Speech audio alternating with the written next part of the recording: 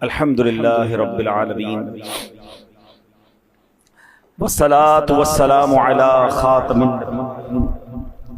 اما بعد فاعوذ باللہ من الشیطان الرجیم بسم اللہ الرحمن الرحیم۔ پڑھیے الصلاة والسلام علیک یا رسول اللہ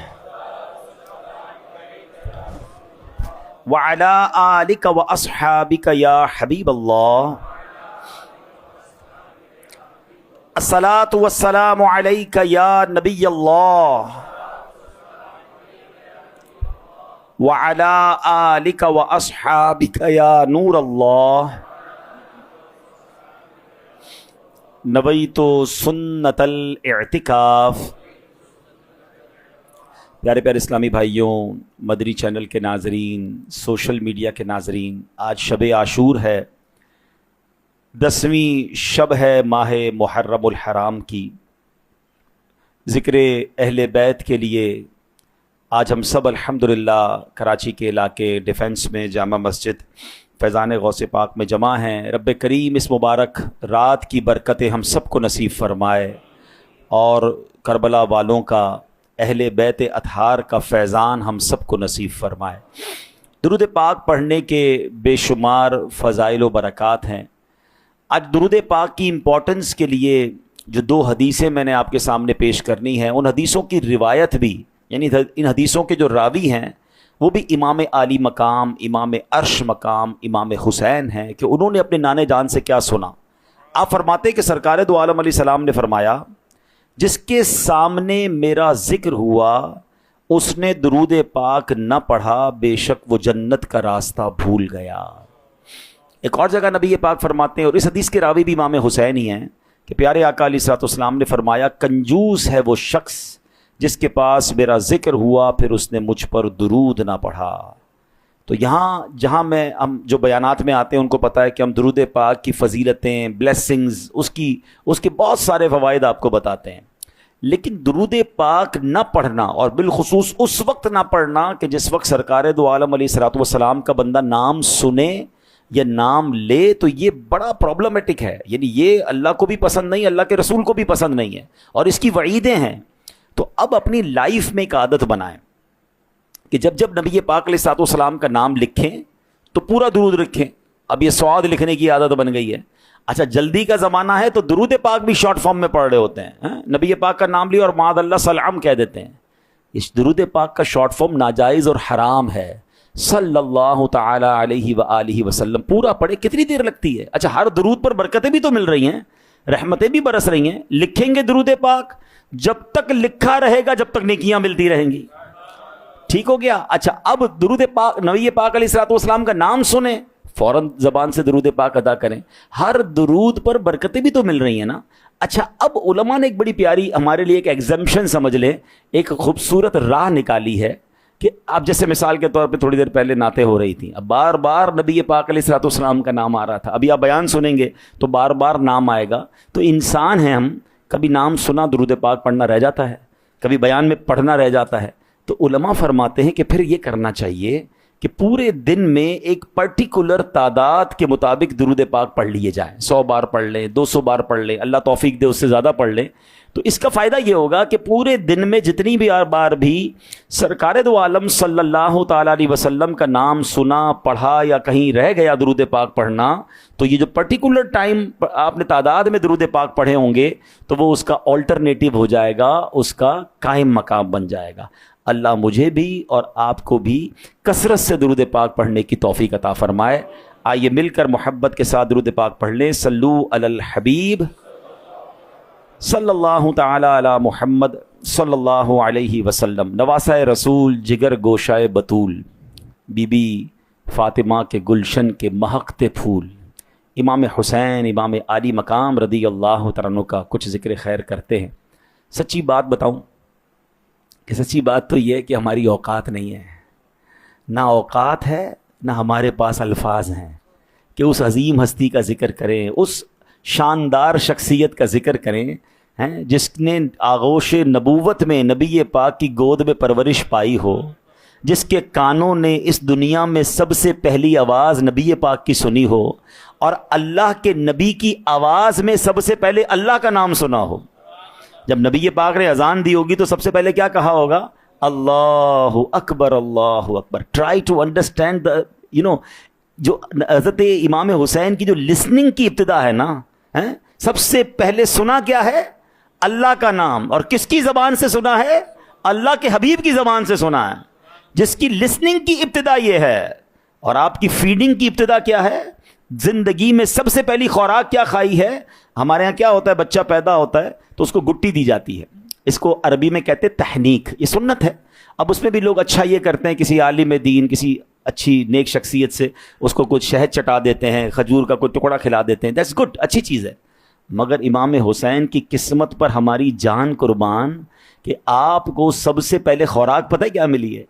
میرے آقا علیہ الصلوۃ والسلام نے گود میں لیا، کوئی شہد نہیں چٹایا، کوئی کھجور نہیں کھلائی. میرے آقا نے اپنی زبان مبارک امام حسین کے منہ میں دے دی. اللہ اکبر. Try to understand the beginning of the feeding of Imam Hussain. Start کس چیز سے ہو رہی ہے ان کی لائف؟ اذان اللہ کے نبی دے رہے، اور پیارے آقا کا لعاب دہن جو ہے وہ امام حسین کی پہلی غذا بن رہی ہے. وہ کیسا لعاب دہن تھا؟ جو مریضوں کو شفا دیتا تھا، جو خاری کنووں کو میٹھا کر دیتا تھا. اچھا، یہ لعاب جو ملنا ہے، اس سے مجھے ایک لعاب اور ملنا یاد آ گیا. خاندان نبوت کی کیا شان ہے. امام حسین کی زندگی کی ابتدا میں نبی پاک کا لعاب ان کے لعاب سے مل گیا نا. لعاب کس کو کہتے ہیں؟ تھوک مبارک کو. اچھا، نبی پاک کے دنیا سے پردہ فرماتے وقت سب سے آخری وقت میں ایک اور ہستی ہیں جن کے لعاب سے نبی پاک کا لعاب مل گیا، اور وہ کون ہے؟ وہ ہماری امی حضور بی بی عائشہ صدیقہ رضی اللہ تعالیٰ عنہ ہیں. بی بی عائشہ اس پر بہت فخر کیا کرتی تھیں، بتاتی تھیں کہ مجھے وہ شرف حاصل ہے کہ نبی پاک نے جب دنیا سے پردہ فرمایا تو میرے آقا میری گود میں تھے، نبی پاک ان کی گود میں آرام فرما تھے. اچھا، یہ بھی آپ یاد رکھیے کہ انبیاء علیہ الصلوۃ والسلام کے لیے قدرت کا یہ قانون ہے کہ جس جگہ ان کا وصال ہوتا ہے وہیں ان کی تدفین ہوتی ہے، وہیں ان کا مزار بنتا ہے. تو بی بی عائشہ دیکھیں نا، اب کسی کے ذہن میں سوال آ سکتا ہے کہ یہ تو بی بی عائشہ کے گھر میں تدفین کیوں ہوئی؟ اتنی بڑی مسجد نبوی تھی، کسی اور جگہ پیارے آقا علیہ الصلوۃ والسلام کا روضہ بنا دیا جاتا. نہیں، یہ قدرت کا اصول ہے کہ اللہ کے نبی علیہ السلام کا جہاں وصال ہوگا وہیں ان کی تدفین ہوگی. تو بی بی عائشہ رضی اللہ تعالیٰ عنہ کی شان دیکھیں کہ ایک تو آپ کے گود میں نبی پاک نے زندگی کا جو اپنی ظاہری حیات کا آخری وقت تھا وہ ان کی گود میں گزارا، آرام فرما رہے تھے، طبیعت ناساز تھی. اور پیارے آقا نے ایک صحابی کو دیکھا کہ ان کے پاس مسواک تھی. نبی پاک اسے دیکھتے ہیں تو بی بی عائشہ تو مزاج شناس تھیں، کہ حضور مسواک چاہیے. تو پیارے آقا نے سر کے اشارے سے فرمایا ہاں. تو بی بی عائشہ نے مسواک لی، دیکھا کچھ سخت تھی، اپنے دانتوں سے بی بی عائشہ صدیقہ نے اس مسواک کو نرم کیا اور نبی پاک کو پیش کی. میرے آقا نے وہ مسواک اپنے دانتوں پر پھیری. بی بی عائشہ کا لعاب جو ہے وہ نبی پاک کے لعاب سے ملا، اور نبی پاک نے ظاہری طور پر پردہ فرمایا. اس سے یہ بھی پتہ چلتا ہے کہ میرے آقا علیہ الصلوۃ والسلام کو مسواک سے کتنی محبت ہے. آخری دنیا میں جو وقت ہے اس وقت بھی آپ نے مسواک کرنا پسند فرمائی. چلے، سنتوں بھرا بیان ہے، بات چلی ہے تو نیت کر لے کہ انشاءاللہ اس سنت پر بھی ہم عمل کریں گے. انشاءاللہ اس کا اہتمام کریں. یہ بڑی کمال کی سنت ہے. مسواک نگاہوں کو تیز کرتی ہے، دانتوں کو صاف کرتی ہے. اور یہ بھی لکھا کہ جو مسواک کا عادی ہوگا مرتے وقت کلمہ نصیب ہوگا. بھائی آپ کہیں میرے پاس ٹوتھ پیسٹ ہے، میرے پاس بڑے کمال کے برش ہیں، وہ ہوں گے آپ کے پاس، وہ بھی کیجئے، منع نہیں ہے. مگر سچی بات یہ ہے کہ مسواک میں محبوب کی یاد ہے. عاشق رسول سے پوچھو کیوں کر رہے ہو؟ کسی کی ادا کو ادا کر رہا ہوں. اور پھر سینے سے لگی ہو تو اور خوشی ہوتی ہے کہ میرے آقا کی سنت سینے سے لگی ہے. تو اس کا اہتمام کیا کریں. تو بہرحال بات چلی ہے امام حسین رضی اللہ تعالیٰ عنہ کی. کیا کمال کی امیزنگ پرسنالٹی. اور نانا اور نواسے میں جو پیار ہے نبی پاک کا، جو امام حسین سے اور امام حسن سے جو پیار ہے نا، اس کا لیول ہی اور ہے. میں کچھ اور باتیں بتاؤں گا جس سے آپ کو اندازہ ہوگا کہ سرکار دو عالم علیہ الصلوۃ والسلام کی اٹیچمنٹ کیسی تھی. ایک بار حضرت یعلا بن مرہ رحمۃ اللہ تعالی رضی اللہ تعالیٰ فرماتے ہیں کہ ایک مرتبہ پیارے آقا علیہ الصلوۃ والسلام اور صحابہ کرام کی کسی جگہ دعوت تھی. نبی پاک علیہ الصلوۃ والسلام صحابہ کرام کو ساتھ لے کر دعوت پر جانے کے لیے روانہ ہوئے تو ایک مقام پر دیکھا کہ نواسہ رسول امام عالی مقام امام حسین رضی اللہ تعالیٰ جو ابھی چھوٹے تھے بچوں کے ساتھ کھیل رہے تھے. تو نبی پاک علیہ الصلوۃ والسلام تیزی سے ان کی طرف بڑھے اور جیسے والد اپنے بچے کے لیے ہاتھ پھیلاتا ہے کہ بچہ دوڑتا ہوا آ کر سینے لگ جائے گا، تو نبی پاک علیہ الصلوۃ والسلام نے اس طرح ہاتھ پھیلائے.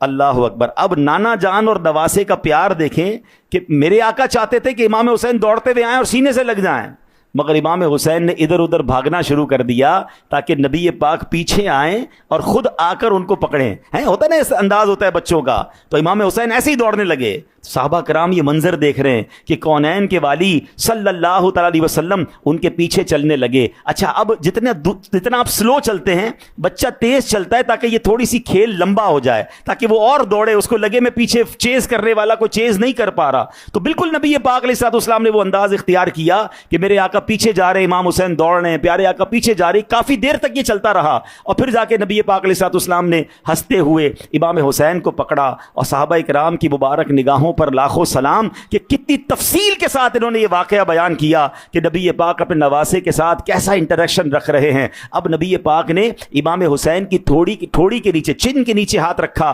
ایک ہاتھ گردن کے پیچھے رکھا اور میرے آقا نے بوسہ دیا امام حسین کو اور فرمایا حسین منی وانا من حسین، حسین مجھ سے ہیں اور میں حسین سے ہوں. احب اللہ من احب حسینا، جو حسین سے محبت کرے اللہ پاک اس سے محبت کرتا ہے. حسین اسبات میں سے ایک سبت ہے. اب سبت کا معنی کیا؟ یہ آپ نے سنا ہوگا کہ آپ کے القاب میں یہ بھی ہے سبت رسول اللہ. سبت کس کو کہتے ہیں؟ سین، با اور تو، یہ اس طرح لکھا جاتا ہے.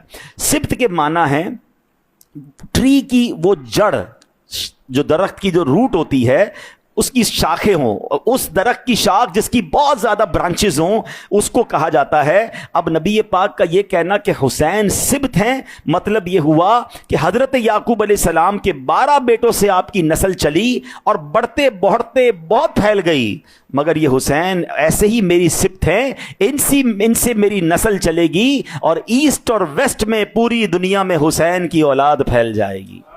آج پوری دنیا میں آپ کو حسنی اور حسینی سید ملتے ہیں. اچھا امام حسن کی نسبت سے آپ کو کم لوگ ملیں گے مگر حسینی سید آپ کو بہت زیادہ ملتے ہیں. اب یہاں ایک بڑا ایمان افروز نقطہ ہے. نبی پاک علیہ الصلوۃ والسلام کے معاذ اللہ جب بچے شہید ہو گئے تھے نا، اب یہ بھی پتہ ہونا چاہیے کہ سرکار دو عالم علیہ الصلوۃ والسلام کے تینوں بیٹے جوانی پہنچنے سے پہلے ہی دنیا سے چلے گئے. 3 صاحبزادے تھے. اب جب وہ حضرت ابراہیم کا انتقال ہوا، حضرت قاسم کا بھی انتقال ہو گیا، تو بدبخت جو تھے، جو نبی پاک کے دشمن تھے، وہ گستاخی کرتے ہوئے کہتے تھے کہ اب ان کی نسل ختم ہو گئی، ان کے بیٹے ہی نہیں بچے تو اب ان کی نسل کیسے بڑھے گی؟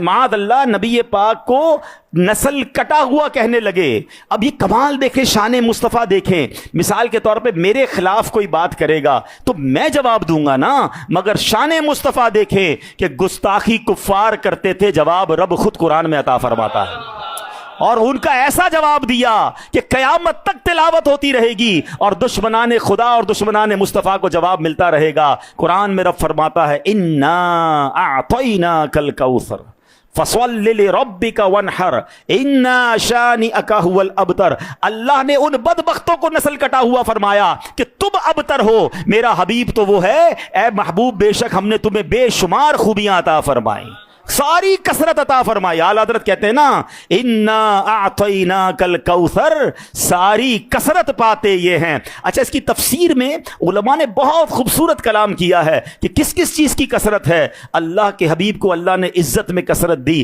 اللہ نے مال و دولت میں کثرت دی، اللہ کریم نے دنیا کے خزانوں میں کثرت دی، حوض کوثر عطا فرما کر کثرت دی، جنت کے خزانوں کا مالک بنا کر کثرت دی، اور فرمایا اولاد میں بھی کثرت دی. اب ذرا اس کو سمجھتے ہیں. نبی پاک کی یہ شان ہے، جیسے میں نے بتایا کہ آپ کے بیٹے جو تھے شہزادے وہ تو جوانی تک حیات نہیں رہے، تو اب آپ کے اس کے باوجود اللہ پاک نے اولاد کو کیسے باقی رکھا کہ آج بھی لاکھوں کروڑوں سادات کرام دنیا کے کونے کونے میں موجود ہیں. یہ وہ کثرت اولاد ہے. اور پھر یہ کیسے ہوا؟ یہ ظہور امام حسین رضی اللہ عنہ کی شان کا ظہور ہوا کہ حسین سبت من الاسبات، کہ حسین مضبوط جڑ والا درخت ہے، یہ اگرچہ خود شہید ہو جائیں گے مگر ان کے ذریعے میری اولاد قیامت تک رہے گی. ایک اور نبی پاک نے بات کیا فرمائی؟ حسین منی و انا من حسین، میں حسین سے ہوں اور حسین مجھ سے ہے. اب جس کسی سے انتہائی محبت کا اظہار کرنا ہوتا ہے نا، تو عربی میں اس طرح کا جملہ بولتے کہ میں اس سے ہوں، یہ مجھ سے. فارسی کا ایک بڑا پیارا شعر ہے، من تو شدم تو من شدی من تن شدم تو جاں شدی، تاکس نہ گوید بعد ازیں من دیگرم تو دیگری۔ ترجمہ کیا ہے؟ یعنی میں تو بن گیا اور تو میں بن گیا، میں جسم ہوں اور تو جان ہے، پس اس کے بعد کوئی نہیں کہہ سکتا کہ میں کوئی اور ہوں تو اور تو کوئی اور ہے۔ فرمان عالی شان کا مطلب یہ بنا کہ میں حسین سے ہوں، حسین مجھ سے ہے، اس کا مطلب یہ کہ میں اور حسین دو جسم ہیں مگر جان ایک ہے۔ میری محبت حسین کی محبت ہے، حسین کی محبت میری محبت ہے۔ ایسے ہی جو حسین سے لڑے وہ یہ نہ سمجھے کہ میں حسین سے لڑ رہا ہوں، بلکہ وہ مجھ سے لڑ رہا ہے۔ یاد رہے آئندہ امام حسین کے ساتھ میدان کربلا میں جو واقعات پیش آنے والے تھے، پیارے آقا انہیں نور نبوت سے ملاحظہ فرما رہے تھے، اور فرمایا اسی لیے امام حسین سے اتنی گہری محبت کا اظہار فرمایا۔ اور پھر آگے کیا فرمایا؟ احب اللہ من احب حسینا، جو حسین سے محبت کرتا ہے اللہ پاک اس سے محبت کرتا ہے۔ اللہ اکبر۔ ذرا غور کیجئے، امام حسین کا مرتبہ یہ ہے کہ جو امام حسین سے محبت کرے وہ اللہ کا محبوب بن جاتا ہے۔ اچھا یہاں ایک اور بات بڑی اہم ہے۔ ابھی جیسے میں نے درود پاک کی فضیلت کے بارے میں بھی بات کی کہ کچھ لوگ کچھ چیزوں کو گرانٹڈ لیتے ہیں، بھئی کر لیا تو کر لیا، نہیں کیا تو کوئی بات نہیں۔ جیسے درود پاک کے بارے میں کچھ لوگ سوچتے ہیں، میں نے آج آپ کو حدیث سنائی کہ نبی پاک کا نام بھی سنا پھر بھی درود نہیں پڑھا صلی اللہ تعالیٰ علیہ وسلم تو وہ جنت کا راستہ بھول گیا۔ بالکل اسی طرح اہل بیت کی محبت یہ میرے اور آپ کے ایمان کی تکمیل کے لیے ضروری ہے۔ ہاں، اس کے بغیر ایمان کمپلیٹ نہیں ہے۔ میں آپ کو حدیث سناتا ہوں۔ سرکار دو عالم علیہ الصلوۃ والسلام فرماتے، جس کا مضمون ہے کہ وہ بندہ مومن نہیں ہو سکتا جب تک اپنے آپ سے زیادہ، اپنی جان سے زیادہ مجھ سے محبت نہ کرے۔ یعنی میری اور آپ کی سب سے قیمتی چیز کیا ہے؟ وہ میری جان ہے۔ جان تو سب سے زیادہ قیمتی ہے نا۔ جان سے زیادہ محبت کس سے کرنی ہے؟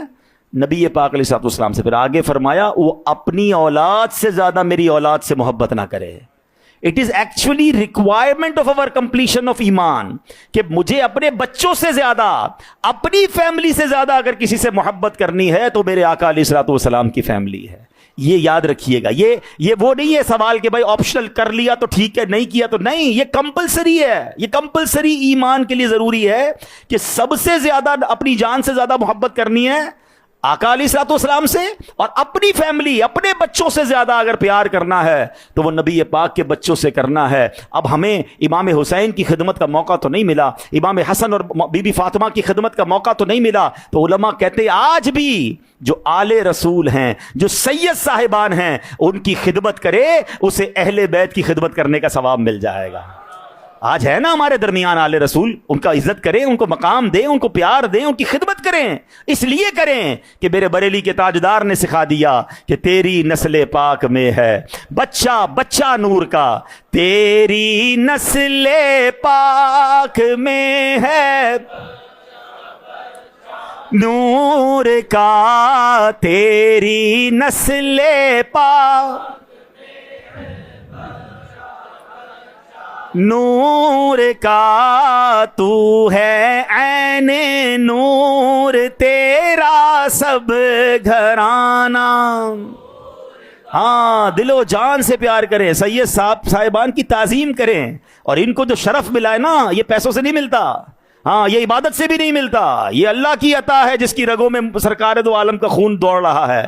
جب یہ شرف مل گیا تو ہمارا کام عزت سے پیش آنا ہے، پیار کرنا ہے، اور یہ تعظیم کام آئے گی۔ امام حسین دیکھو خود کیا فرماتے ہیں۔ امام حسین فرماتے ہیں جو ہم سے دنیا کی خاطر محبت کرتا ہے، بے شک دنیا دار تو کسی بھی نیک یا بد سے محبت کر لیتا ہے، ہاں جو ہم سے صرف اور صرف اللہ پاک کی رضا کے لیے محبت کرتا ہے وہ اور ہم قیامت کے دن ایسے ایک ساتھ ہوں گے۔ اور امام حسین نے اپنی دونوں انگلیاں ملا کر بتایا، یعنی شہادت کی انگلی اور اس انگلی کو ملا کر بتایا کہ پھر میرے ساتھ وہ ایسے ہوں گے۔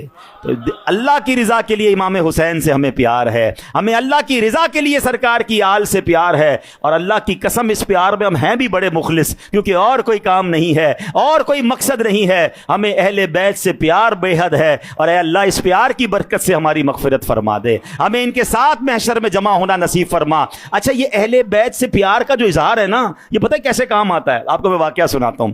کربلا کا جب بھی واقعہ سنے نا، ہم تھے تو نہیں مگر کہتے نا یہ اللہ کی شان ہے۔ ویسے میں آپ کو ایک اور خوبصورت بات بتاؤں، ایک حدیث آپ سب کو یاد ہوگی، اس کے تحت علماء نے لکھا، حدیث ہے انما الاعمال بالنیات، اعمال کا دار و مدار نیتوں پر ہے. علماء کہتے ہیں بندہ کسی نیک کام کی تمنا کرے ہیں, یا نیکی رہ گئی اس کی بھی تمنا کرے, یا آئندہ کرنے کی تمنا کرے, سچی تمنا ہو, بے شک وہ عمل کر نہ سکے, اللہ اس عمل کا ثواب اسے عطا فرما دیتا ہے. ہاں نیت ہے نا, اچھی نیت. تو اب ہوا کیا, علامہ ابن جوزی لکھتے ہیں کہ ایک مرتبہ حضرت عمرو بن لیث رحمۃ اللہ تعالی علیہ کے سامنے وہ لیڈر تھے, ان کی بہت بڑی فوج لائی گئی. جب اپنی فوج کو دیکھا نا تو ان کی آنکھوں میں آنسو آ گئے. کہتے کاش امام حسین کا زمانہ ہوتا, میں بھی اس زمانے میں ہوتا, یہ فوج بھی میرے پاس ہوتی, میں بھی قربان ہو جاتا, اپنی فوج بھی امام حسین کے قدموں میں قربان کرتا, ایک تیر نہ جانے دیتا, پہلے ہمارے سینے ہوتے, ہم یزیدیوں کے سامنے کھڑے ہو جاتے, میرے امام اور ان کے خاندان والوں کو آنچ نہ آنے دیتے. وہ کر تو نہیں سکے نا, اچھی نیت کی, اچھا خیال دل میں لائے, محبت کا اظہار کیا. اللہ اکبر, اس زمانے کے ولی کے خواب میں نبی پاک علیہ الصلوۃ والسلام تشریف لائے. میرے آقا نے فرمایا عمرو بن لیث سے کہہ دو اس کے دل میں جو خیال آیا ہے ہمیں اس کی خبر ہے, ہم نے اس کے ارادے کو قبول کر لیا ہے, اللہ کریم اس ارادے پر اس کو بڑا اجر عطا فرمائے. ہائے صرف نیت تھی, محبت کا اظہار تھا نا. ہے وہ یاد ہے نا آپ کو, نمرود کی آگ لگی تھی حضرت ابراہیم کو جلانے کے لیے, اتنی بڑی آگ تھی کہ نو فلائنگ زون تھا, مگر ایک چڑیا آتی تھی, ایک قطرہ چونچ میں لاتی تھی اور اس آگ پر ایک قطرہ ڈالتی تھی. کسی نے کہا تمہارا کیا کام, اتنی بڑی آگ ہے, نہ تم بجھا سکتی ہو, نہ تمہارے پاس اتنی کیپیسٹی ہے. آج لوگ یہی تو کہتے ہیں نا, جناب برائی بہت ہے, بے حیائی بہت ہے, بے ایمانی بہت ہے, رشوت بہت ہے, میں اکیلا کیا کر سکتا ہوں. بھائی تم کچھ کر نہیں سکتے تو برا تو کہو, اسے الگ تو ہو جاؤ. کس نے کہا اس دھارے میں بہنے لگو؟ اس چڑیا سے سبق حاصل کریں. وہ چھوٹی سی چڑیا کیا کہتی ہے, مجھے بھی پتا ہے میں یہ آگ بجھا نہیں سکتی, مگر جب قیامت کے دن لسٹ بنائی جائے کون آگ لگانے والے تھے, کون آگ بجھانے کی کوشش کر رہے تھے, تو ان بجھانے والوں میں میرا بھی نام شامل ہو جائے. عمرو بن لیث فوج لے کے جا نہیں سکتے تھے, وہ تو بزبانہ گزر چکا تھا, مگر look at the beautiful intention, نیت کیسی تھی کاش ہے. مگر کریں کیا, نصیب میں تو یہ نامرادی کے دن لکھے تھے, ہم کر نہیں سکے, مگر تمنا تو کریں کہ اللہ میں بھی اگر ہوتا تو میں بھی امام حسین کے قدموں پر جان قربان کرتا. پھر سنیں آگے سنیں, عمرو بن لیث کا انتقال ہو گیا رحمت اللہ تعالی علیہ. جب وصال ہوا تو کسی نے خواب میں دیکھا, پوچھا معاملہ کیا ہوا آپ کے ساتھ؟ کہتے ہیں جو خیال مجھے امام حسین کی محبت کا میرے دل میں آیا تھا, اللہ نے اسی خیال کی برکت سے میری بخشش فرما دی. ہاں یہ ہے محبت حسین, یہ ہے محبت اہل بیت. تو دل و جان سے پیار کرنا ہے, اپنے بچوں سے زیادہ پیار کرنا ہے. اور ایک تکلیف ہے مجھے, ایک ڈر ہے مجھے, ایک کنسرن ہے مجھے کہ ماشاءاللہ یہاں بڑی تعداد میں لوگ آئے ہیں اور ماشاءاللہ سنتے ہیں لوگ بیانات, اہل بیت کی محبت کرتے ہیں, مگر ہماری نئی جنریشن کو یہ محبتیں کون پلائے گا؟ یہ ہم ماں باپ کی ذمہ داری ہے. جتنے مجھے والدین سن رہے ہیں نا, آپ کے دلوں میں اس لیے محبت ہے کہ ہمارے والدین نے ہماری گٹی میں امام حسین کی محبت ڈالی تھی. ہم بچپن سے کربلا والوں کا گھر میں نیاز, فاتحہ, دعائیں ہیں, امام حسین کی باتیں سنی ہم نے, ہم نے یزید کے خلاف باتیں سنی اور حسین کے ترانے سنے ہمارے گھروں میں. مگر کیا اب یہ باتیں ہمارے گھروں میں ہیں؟ میں نے یہی باتیں آپ کو ذوالحجہ میں بھی عرض کی تھی. جو بیان کنٹینیو سنتے ہیں ان کو پتا ہے, میں نے وہاں بھی کہا تھا کہ یہ کون بتائے گا میرے بچوں کو, آنے والی نسلوں کو, کہ جناب یہ قربانی صرف بکرے گھمانے اور گائیں کاٹنے اور باربیکیو پارٹی کے لیے نہیں آتی. یہ داستان سنانی ہے ہمارے اپنے بچوں کو کہ کس طرح ایک باپ نے اپنے بیٹے کو ذبح کرنے کے لیے اللہ کی رضا کے لیے پوری فیملی تیار ہوئی تھی, اور اس کی یاد میں ہم قربانی کر رہے ہیں. مگر آج تو ایک فیسٹیول تھا نا ہمارے لیے قربانی, ٹینٹ لگ رہے تھے, بڑے بڑے جانور تھے, ٹک ٹاک بن رہے ہیں, فیس بک چل رہی ہے, انسٹاگرام چل رہے ہیں, کتنے کا جانور کتنے کا لیا, دیٹس اٹ. اور آج بھی کہیں ایسا تو نہیں کہ محرم میں کسی ینگسٹر سے پوچھ لو کہ بھائی آج کل پتہ ہے کیا ہو رہا ہے, تو کہ ہاں کوئی لگتا ہے کھچڑا بنانے کا فیسٹیول ہے, کوئی نیاز کی باتیں ہو رہی ہیں, کوئی سبیلیں چلتی ہیں, دیر از سم فیسٹیول. نہیں میرے پیارے اسلامی, یہ قربانیاں اس لیے نہیں دی گئی تھیں کہ اس کو اس طرح اگنور کیا جائے. اس داستان کو جاری رکھنا ہے, اس پیغام کو جاری رکھنا ہے, اس جذبے کو جاری رکھنا ہے. کربلا کا میدان یہ پیغام دیتا ہے کہ قتل حسین اصل میں مرگ یزید ہے. شہید تو امام حسین ہوئے تھے نا, یزید تو اس وقت زندہ تھا نہیں, وہ زندہ نہیں تھا, وہ مر گیا, اس کی سوچ مر گئی, اس کا فلسفہ مر گیا. امام حسین نے شہادت دے کر یزید کو دفن کر دیا, اس کی سوچ اور اس کے لشکر کو دفن کیا. قتل حسین اصل میں مرگ یزید ہے. اسلام زندہ ہوتا ہے ہر کربلا کے بعد. یہ کربلا کا درس یاد رکھنا ہے. کہ باطل کے آگے سر نہ جھکایا میرے امام نے. ہاں کیا خوبصورت شعر ہے نا. جس نے نانا کا وعدہ وفا کر دیا, جس نے حق کربلا میں ادا کر دیا, گھر کا گھر سب سپرد خدا کر دیا, اس حسین ابن حیدر. ذرا سوچے تو صحیح نا. اب سوشل میڈیا کا زمانہ ہے, اپنے بچوں پر ہم تو توجہ دے نہیں رہے. بچے پتہ نہیں کیا کیا دیکھ رہے ہیں سوشل میڈیا پہ ہیں. ان کو معاذ اللہ ایسے بھی لوگ آئے ہیں جو اس عظیم قربانی پر بھی رانگ ڈسکرپشن دے رہے ہیں کہ نہیں جناب یہ لڑائی تو اقتدار کی لڑائی تھی, یہ لڑائی تو تاج و تخت کی لڑائی تھی. ارے بدبختوں, میرے امام کو کس تاج کی ضرورت تھی, کس تخت کی ضرورت تھی؟ ارے ان کے پاس تو میرے آقا نے جنت کی سرداری عطا فرما دی تھی. وہ لاکھوں کروڑوں دلوں پر حکومت کرنے والے. ارے ان کی شان دیکھو, وہ کربلا کے میدان میں شہید ہو گئے. آج دیکھیں دنیا میں کس کا نام باقی ہے. کمال کا ایک جملہ میں نے کلام میں سنا تھا, وہ کہتے ہیں ساری بات ہی اس جملے میں بیان ہو گئی. وہ کہتے ہیں بات صرف اتنی ہے, حسین یزید تھا حسین ہے. بات صرف اتنی ہے, یزید تھا حسین ہے. نام باقی حسین کا ہے, یزید کا کوئی نام لینے والا نہیں ہے. ارے ان کو تو دھوکے سے بلایا گیا تھا, ان کو لیٹر لکھ کے بلایا گیا تھا. وہ کیا تاج و تخت کی لڑائی لڑنے گئے تھے؟ سوچئے نا, کوئی اپنے 6 سال کے بچے کو لے کے لڑنے جاتا ہے, کوئی اپنے گھر کی خواتین کو لے کر جاتا ہے. اچھا ایک اور مس انٹرپریٹیشن, جناب اتنی بڑی ظلم ہو گیا, صحابہ ساتھ کیوں نہیں گئے؟ بھائی مدینے میں صحابہ موجود تھے, مکے میں صحابہ موجود تھے, امام حسین کے ساتھ صحابہ کیوں نہیں گئے؟ یاد رکھو یہ وہی لوگ ہیں جو ہمیں صحابہ سے دور کرنا چاہتے ہیں, یا کچھ لوگ ہیں جو اہل بیت سے دور کرنا چاہتے ہیں. ان کی باتوں میں نہیں آنا. مجھے بتائیں کیا امام حسین یہ اناؤنس کر کے گئے تھے میں جنگ لڑنے جا رہا ہوں؟ آپ مہمان بن کر گئے تھے ہیں. مجھے اگر کہیں انوائٹ کیا جا رہا ہے اور خط لکھے جا رہے ہیں اور بڑے پروٹوکول سے بلایا جا رہا ہے, تو میں اپنے ساتھ جنگی جناب ساتھیوں کو کیوں لے کر جاؤں گا کہ چلو لڑائی کرنی ہے؟ خود امام حسین ہتھیار لے کر نہیں گئے تھے, تو صحابہ نے بھی یہی سمجھا اور بار بار وہ یہی کہتے رہے کہ مجھے بلایا جا رہا ہے, وہ مجھے خط لکھ رہے ہیں. تو یاد رکھیے گا یہ مس انٹرپریٹ ہو رہا ہے, اس لیے درست تعلیم دینا یہ میری اور آپ سب کی ذمہ داری ہے کہ خود بھی ویل انفارمڈ رہیں, اپنی فیملی کو بھی ویل انفارمڈ کریں. ارے آپ کو تو مکتوب لکھ کر ریکویسٹ کر کر بلایا گیا کہ حضور آئیے, ہم یزید کی بیعت نہیں کرنا چاہتے, ہم یزید کی بیعت نہیں کرنا چاہتے, وہ فاسق و فاجر ہے. آپ فرض منصبی سمجھتے تھے, آپ اپنی ذمہ داری سمجھتے تھے, آپ پر اب یہ لازم ہو چکا تھا کہ اگر امام حسین وہاں نہ جاتے تو یہ کوفہ والے اللہ کی بارگاہ میں یہ کمپلین کر سکتے تھے کہ مولا ہم تو امام کو بلاتے رہے, ہم تو یزید کی بیعت نہیں کرنا چاہتے تھے, امام حسین تو آئے نہیں, ہم کیا کرتے, مجبوراً بیعت کرنی پڑی. امام حسین کا جو مرتبہ تھا آپ پر یہ فرض ہو چکا تھا کہ آپ ان کے پاس جاتے, تو آپ نے اس فرض کو ادا کیا. یہ بات بڑی سمجھنی ہے. صلاۃ السلام میں پڑھتے ہو نا, آپ کو دھوکہ دے کر بلایا گیا, آپ کو پرچیاں دے کر بلایا گیا. وہ کیا شعر ہے؟ جن کو دھوکے سے کوفے بلایا گیا, جن کو دھوکے سے کوفے بلایا گیا, جن کو بیٹھے بٹھائے ستایا گیا, جن کے بچوں کو پیاسا رلا گیا, جن کی گردن پہ خنجر چلایا گیا, اس حسین ابن حیدر پہ لا.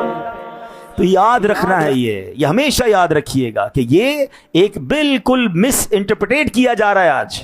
امام حسین آپ کیوں مخالفت کرتے یزید کی؟ اب یہ 2 باتیں سب سن لو, پھر دوبارہ اپنے ٹاپک پر آتا ہوں. چلے بات یہاں چلی گئی ہے کہ پہلے ایک بات یاد رکھیے گا کہ امام حسین فرض کی ادائیگی کے لیے آپ نے مدینہ چھوڑا. آپ انڈرسٹینڈ کرتے ہیں امام حسین کا مدینہ چھوڑنا کیا تھا؟ ہاں یہ سمجھو, میں اور آپ تھوڑے دنوں کے لیے مدینے جائیں واپس آئیں تو جی نہیں لگتا ہے. ہم مدینے سے اللہ کیوں آ گئے, قلب حیران کی تسکین وہیں رہ گئی, دل وہیں رہ گیا, جاں وہیں رہ گئی, خم اسی در پہ اپنی جبیں رہ گئی. عاشق رسول مدینہ چھوڑے اس کی روح وہیں رہ جاتی ہے. میرے امام پیدا ہی وہیں ہوئے تھے. ہاں آپ کی پیدائش مدینہ کی ہے, انہی گلیوں میں اپنے نانا جان کے ساتھ گھومے ہوں گے, اور امام حسین کو مدینہ چھوڑنا پڑا فرض کی ادائیگی کے لیے. آپ مکے آ گئے, پھر آپ کو مکہ چھوڑنا پڑا فرض کی ادائیگی. آپ کوفے جا رہے ہیں, آپ کو راستے میں کربلا میں روک دیا گیا, آپ نے فرض کی ادائیگی کے لیے وہاں رکنا برداشت کیا ہیں, آپ کو جناب پیاسا رکھا گیا, پانی بند کیا, میرے امام نے فرض نہ چھوڑا, آپ اپنے فرض پر ڈٹے رہے, سمجھاتے رہے, ان کو نیکی کی دعوت دیتے رہے. ایک ایک کر کے گھر والے شہید ہوتے گئے, بیٹا شہید, بھائی شہید ہیں, جوان بیٹا شہید, چھوٹا گود میں بیٹا شہید, مگر میرے امام نے اپنے فرض کو نہ چھوڑا, خود بھی شہید ہو گئے. میسج آف کربلا کیا ہے؟ فرض نہیں چھوڑنا ہے. آج ہمارے سب سے پہلا فرض کیا ہے؟ نماز. آج کسی کو بھائی نماز پڑھو, یار سر میں درد ہے, کل سے پڑھ لوں گا, ابھی کپڑے ٹھیک نہیں, آپ چلے میں آ رہا ہوں. کیسے حسینی ہیں ہم پھر ہیں؟ وہ اپنے تبلیغ دین کے فرض کو چھوڑ دیں, انہیں نہیں چھوڑا اور جان دے دی, خاندان لٹا دیا.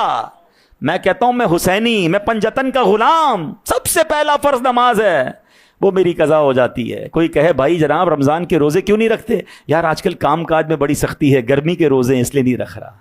اللہ اکبر, وہ 3 دن کے بھوکے پیاسے یاد نہیں آتے ہیں؟ امام حسین کربلا کے میدان میں تلاوت کرنے والے, پوری فیملی تلاوت کر رہی ہے. آج ہمارے لوگ قرآن سے دور ہو گئے. سوچیں, امام حسین کے غلام بھی کہلائیں اور حرام روزی کمائیں. لوگ کہتے نہیں کیا کریں, ساری مارکیٹ غلط کر رہی ہے. نہیں, فرض کی ادائیگی. اے حسینیوں اور امام حسین سے محبت کرنے والوں, یہ میسج لے کر جاؤ کہ جب فرض سامنے آ جائے نا, پھر دنیا کی کوئی بھی چیز سامنے آ جائے, میرے پر لازم یہ ہے اگر میں حسینی ہوں تو میں نے فرض ادا کرنا ہے, اپنی تمام طاقت کے ساتھ, پوری کوشش کے ساتھ فرض ادا کرنا ہے. یہ بات ہم سب نے یاد رکھنی ہے. اور یہاں ایک اور بات یاد رکھے, کچھ لوگ کہتے ہیں یار یہ جذباتی فیصلہ تھا, کیوں گئے کربلا؟ نہیں جناب, یہ کوئی جذباتی فیصلہ نہیں تھا. امام حسین کی حکمت تو دیکھیں. جب مدینہ پاک میں آپ کو خبر ملی کہ یزید کی بیعت کے لیے آپ پر زور ڈالا جا رہا ہے, آپ نے کوئی لڑائی نہیں کی, آپ جگہ چھوڑ کر مکے چلے گئے کہ چلیں پریشر ریلیز ہو جائے, کسی طرح کوئی ہنگامہ نہ ہو, لڑائی نہ ہو. مگر اب مکے میں امام حسین کو خط آنے لگ گئے, اور کنٹینیو خط آنے لگ گئے. اس کے باوجود امام حسین کی حکمت عملی دیکھیں, آپ ڈائریکٹلی نہیں گئے, صحابہ کرام روکتے رہے کہ آپ نہ جائیں, کوفی لا یوفی, یہ کوفہ والے وفا نہیں کریں گے. تو امام حسین نے کیا کیا؟ میرے امام نے اپنا ایک نمائندہ بھیجا, اپنے کزن کو بھیجا, حضرت مسلم بن عقیل رضی اللہ تعالیٰ عنہ کوفہ پہنچتے ہیں. اب دیکھیں کیا ہوا, جیسے ہی وہ کوفہ پہنچے تو ہزاروں لوگوں نے آپ کے ہاتھ پر بیعت کر لی. اپروکسیمیٹلی 12,000 کے لوگوں نے آپ سے بیعت کر لی کہ ہم امام حسین کا ساتھ دیں گے, ان کی بیعت کریں گے, ان کو پراپرلی ویلکم کریں گے. حضرت مسلم بن عقیل بیکم ویری ہیپی کہ جناب کمال ہے, اتنی محبت, یزید سے اتنی نفرت. آپ نے خط لکھا امام حسین کو کہ حضور آپ آ جائیں یہاں, تو everybody is going to welcome you. اور اب کیا ہوا, ابن زیاد کو جب پتا چلا, اس بدبخت نے اب کوفہ والوں کو ڈرانا شروع کیا, دھمکانا شروع کیا کہ ان کا ساتھ چھوڑ دو, یزید کی مخالفت نہ کرو, تمہاری پراپرٹی ضبط کر لوں گا, تمہارے پیسے لے لوں گا, تم سب کو گرفتار کروا دوں گا. اب ایک ایک کر کے وہی والی بات کہ ایمان کمزور تھا, وہ ساتھ چھوڑنے لگے. ایک وقت آیا کہ کوفہ کی جامع مسجد میں جب حضرت مسلم بن عقیل جماعت کرا رہے تھے, 500 کوفہ کے لوگ نماز میں پیچھے موجود تھے, اور حضرت مسلم بن عقیل نے جب سلام پھیرا تو پیچھے ایک بھی نمازی موجود نہیں تھا. اکیلے تنے تنہا رہ گئے. پورے کوفہ میں کوئی گھر نہیں تھا ان کے لیے, کوئی بندہ ان کو جناب اپنے گھر میں بلانے کے لیے تیار نہیں تھا. سب ڈر کر بھاگ گئے, سب غدار ہو گئے. حضرت مسلم بن عقیل کی محبت اہل بیت دیکھیں. وہ تاریخی جملہ آپ نے کوفہ کی جامع مسجد میں کہا کہ مجھے اپنا خوف نہیں ہے, میں تو اب شاید شہید کر دیا جاؤں گا, مجھے فکر میرے امام کی ہے کہ میں نے انہیں لیٹر لکھ دیا ہے, وہ اب کوفہ کے لیے روانہ ہو جائیں گے. اس طرح بے وفائی کی گئی تھی.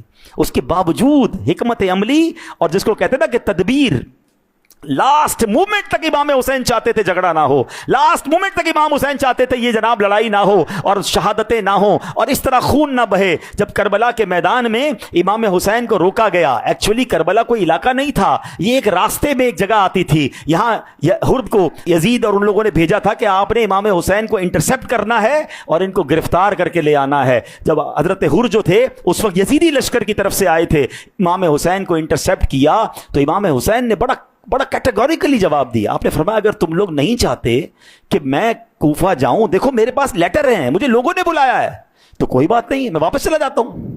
اب ذرا غور کریں کتنا کلیئر میسج تھا کہ اگر you are not want to come me, میں واپس جاتا ہوں. مگر کیا ہوا کہ انہوں نے کہا کہ نہیں, واپس آپ نہیں جا سکتے.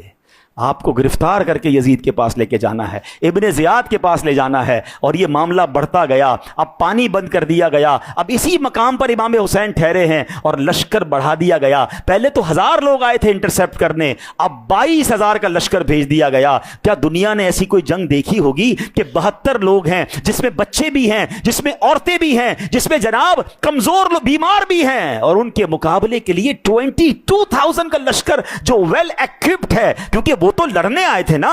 امام حسین تو دعوت پر جا رہے تھے، یہ جناب کوئی تیاری کے ساتھ نہیں تھے. مگر وہ 22,000 کا لشکر اسلحے سے لیس ہے. وہ جانتے تھے کہ یہ مولا علی کا خون ہے، یہ شیر خدا کا خون ہے، یہ 200-400 لوگوں سے قابو میں نہیں آئیں گے. اگر انہوں نے تلواریں اٹھا لی تو یہ ہزاروں لوگوں کو جہنم رسید کر دیں گے. وہ ڈر بھی رہے تھے، وہ کانپ بھی رہے تھے. اور اللہ اکبر، اب اس پورے واقعے میں ایک جو ٹرننگ پوائنٹ آتا ہے کہ امام حسین نے عاشورہ والے دن اللہ اکبر وہ عظیم خطبہ دیا. اب ذرا غور کریں، اتمام حجت کی میرے امام نے کتنی کوشش کی ہے. امام حسین نے یزیدیوں کے سامنے کھڑے ہو کر کہا کہ اے یزیدیوں، تم جانتے ہو میں کون ہوں؟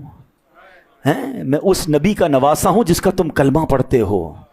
اصل میں یہ کربلا کے واقعے کی تکلیف زیادہ ہے نا، اس کی ایک بڑی وجہ ہے. دیکھیں، شہید تو بہت سارے صحابہ ہوئے ہیں. حضرت حمزہ کو شہید کیا گیا ہے، کس بے دردی سے شہید کیا گیا، اور کتنے صحابہ شہید ہوئے ہیں، بڑے بڑے صحابہ شہید ہوئے ہیں. لیکن جو امام حسین کی شہادت تکلیف دیتی ہے نا، کربلا والوں کی شہادت زیادہ تکلیف دیتی ہے. وہ یہ ہے کہ مارنے والے کلمہ پڑھنے والے تھے. احد میں کلمہ پڑھنے والے نہیں تھے، مشرکین تھے. بھائی جہاد تو ہوتا رہا، شروع سے ہوتا رہا، کفار کے ساتھ لڑائی ہوتی تھی، صحابہ شہید ہو جاتے تھے. مگر آج بھی جو درد ستاتا ہے نا کہ یار یہ کلمہ پڑھنے والے تھے، یہ اذان دینے والے تھے، یہ نماز پڑھنے والے بھی تھے. ان میں کچھ لوگ، انہیں کیا ہو گیا تھا؟ میں اس ریزن پر بعد میں آتا ہوں، یہ انشاءاللہ اس پر بھی ڈسکس کریں گے. مگر میرے امام نے کربلا کے میدان میں خطبہ دیا، کہا اے لوگو، تم کیا کرنے جا رہے ہو؟ میں لڑنے نہیں آیا، مجھے خط دے کر بلایا گیا. اگر تم نہیں چاہتے مجھے راستہ دو، میں واپس جاتا ہوں. اور اگر تم نے یہ فیصلہ کر لیا ہے کہ تم میرا خون بہاؤ گے تو یہ سوچ لو کہ قیامت کے دن نبی پاک کو منہ کیا دکھاؤ گے. میرے آقا نے فرمایا کہ میں جنتی نوجوانوں کا سردار ہوں. نبی پاک مجھے اپنا پھول فرمایا کرتے، نبی پاک مجھے چوما کرتے، اپنے کاندھے پر بٹھایا کرتے. اللہ اکبر. امام حسین نے عاشورہ کے دن کربلا کے میدان میں اپنے فضائل بیان کیے، ان کو سمجھایا مت کرو ایسا، تم برباد ہو جاؤ گے، تم تباہ ہو جاؤ گے. مگر جناب ایک ایسا نشہ تھا، ایک ایسی لالچ تھی، ایک ایسا آنکھوں پر پردہ تھا کہ نہیں سمجھ آیا کسی کو. مگر ایک شخصیت تھی جس کے پیر کانپ رہے تھے، جو لرز رہے تھے. وہ کون تھے؟ وہ حضرت حر تھے. یہ وہی تھے جنہوں نے سب سے پہلے امام حسین کو کربلا میں روکا تھا. ان کا بھائی انہیں دیکھ کر کہتا ہے اے حر، تمہیں کیا ہو گیا ہے؟ تم نے بڑے بڑے لشکروں سے مقابلہ کیا ہے، بڑے بڑے جرنیل تمہارے سامنے کانپتے رہے، تمہاری تلوار سے ہزاروں کا سر اڑ گیا. آج یہ 72 ہیں سامنے، ان میں عورتیں بھی ہیں، اور تم لرز رہے ہو، ڈر رہے ہو. حضرت حر کا وہ عظیم جملہ، کہتے مجھے جنت اور جہنم سامنے نظر آ رہی ہے. اگر میں حسینی قافلے میں جاتا ہوں تو جنت میرا مقدر ہے، اگر یزیدی لشکر میں کھڑا رہا تو برباد ہو جاؤں گا. اللہ اکبر. اور پھر امام حسین نے خوبصورت ندا لگائی، ہے کوئی جو اہل بیت پر اپنی جان قربان کرے. حضرت حر، ذرا امیجن کیجئے گا، امیجنیشن کروا رہا ہوں. 22,000 کا لشکر ہے، گھوڑے پہ لوگ بیٹھے ہوئے ہیں، تلواریں ہاتھ میں ہیں. سامنے کتنے لوگ ہوں گے؟ اگر 72 میں عورتیں تو پردے میں تھیں تو کتنے؟ چند افراد. اور وہاں امام حسین کہہ رہے ہیں کہ کوئی ہے جو اہل بیت پر اپنی جان قربان کرے. اللہ اکبر. پتہ ہے کیا ہوتا ہے؟ حضرت حر اپنا گھوڑا دوڑاتے ہیں، یزیدی لشکر سے نکلتے ہیں، حسینی لشکر میں آ جاتے ہیں، اور جاتے ہی پہلے امام حسین سے کہتے حضور سب سے پہلے تو مجھے معاف کر دیں، میری وجہ سے آپ کو یہاں روکا گیا، میری وجہ سے آپ کو یہاں انٹرسیپٹ ہونا پڑا. حضور پہلے تو میری یہ غلطی معاف کریں، بتائیے کیا مجھے معافی مل سکتی ہے؟ ارے میرے امام تو وہ ہیں، اس نبی کے نواسے ہیں جو خون کے پیاسوں کو معافی دیا کرتے. امام حسین نے کہا اے حر، تمہارے لیے معافی ہے. کہ حضور اب بس ایک اجازت دے دیں کہ آپ کے قدموں پر اپنی جان قربان کروں، اور میں پہلے یزیدیوں سے لڑوں گا، پہلے میرا سینہ چھلنی ہوگا، ہر تلوار کا وار پہلے میں سہوں گا، حضور اس کے بعد آپ کی طرف کوئی نگاہ کرے گا. اللہ اکبر. امام حسین نے اجازت دی، تقدیر نے پلٹا کھایا. حضرت حر جو ہیں سبحان اللہ، اب وہ تلوار اٹھاتے ہیں اور یزیدیوں سے لڑنے کی طرف جاتے ہیں، اور بے شمار لوگوں کے سر قلم کرتے کرتے خود بھی زخمی ہو کر آپ شہید ہو جاتے ہیں. اور پھر سبحان اللہ اللہ امام حسین نے زخمی حضرت حر کو اپنے قریب کیا تو حضرت حر کے یہ الفاظ تھے، رب کعبہ کی قسم میں کامیاب ہو گیا۔